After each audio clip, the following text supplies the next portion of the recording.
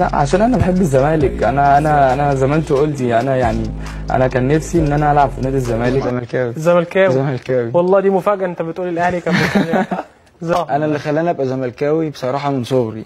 لما كنا نروح نلعب الاهلي الحكام كانت تنزل علينا ايه، حرام عليكم بقى، كرهت الاهلي بقى بصراحه.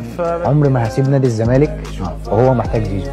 يا صاحبي كلها حورتجيه، يا صاحبي كلها حورتجيه، كله بيبص على الجنيه والقرش هيدفع فين، ولا تقول لي بقى اصل انتماء، واصل ده اشترانا، اصل ده ابن النادي، اصل ده ابن التالتة يمين ابن التالتة شمال.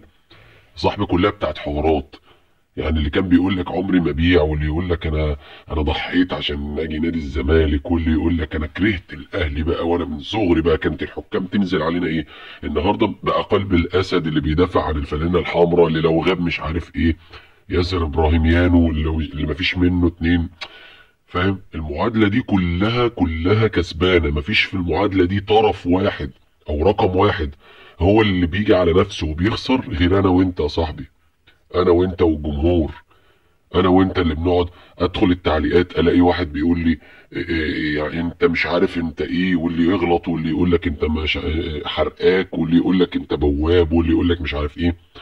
مفيش حد بيخسر غير انا وانت، اللي ياخد له ذنب على الماشي كده، فاهم، اللي ياخد له مش عارف كلمتين فيهم تهزيق، اللي انت تغلط فيا وانا اغلط فيك. انا الحمد لله ما بغلطش في حد عموما يعني، بس حتى لو حصل مني بيبقى رد فعل. طب وليه نعمل في بعض كده؟ ليه؟ انت النهارده اللي عمال يجري لك وبشعارك ده وعمال تغيظني بيه، هو كان معايا امبارح وكان عامل نفسه ان هو بيموت فيا وشعاري والزمالك الزمالك الزمالك. انت فاهم قصدي؟ فبص، ما تديش الامور اكبر من حجمها يا صاحبي، يا صاحبي. والله العظيم احنا في الاخر يعني بيضحك علينا من شويه هلافيت بيشوطوا كوره، فاهم، بيجروا ورا بتاع مدوره، بيضحكوا علينا حرفيا. اللي بياخد له 100 مليون، اللي بياخد له 50، اللي بياخد 20، اللي بياخد بالدولار يا اسطى، اللي بياخد بالدولار يا اسطى، وانت مش لاقي 3 4000 جنيه تاخدهم في الشهر. انت فاهم قصدي؟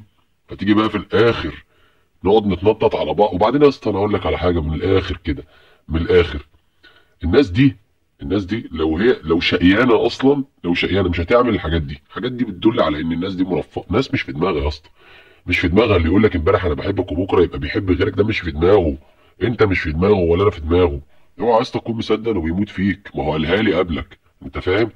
اللي خني عادي لو جاله عرض اكبر منك هيبيعك، واديك شفت وسام ابو علي. اديك شفت الاهلي فجاه هوب ما بينزلش تدريبات، فص ملح وداب. فاهم؟ فبص انا عايزك تفهم بس ان الموضوع والله هو يعني مش ابن التالتة شمال يعني، ولا ابن صالح سليم.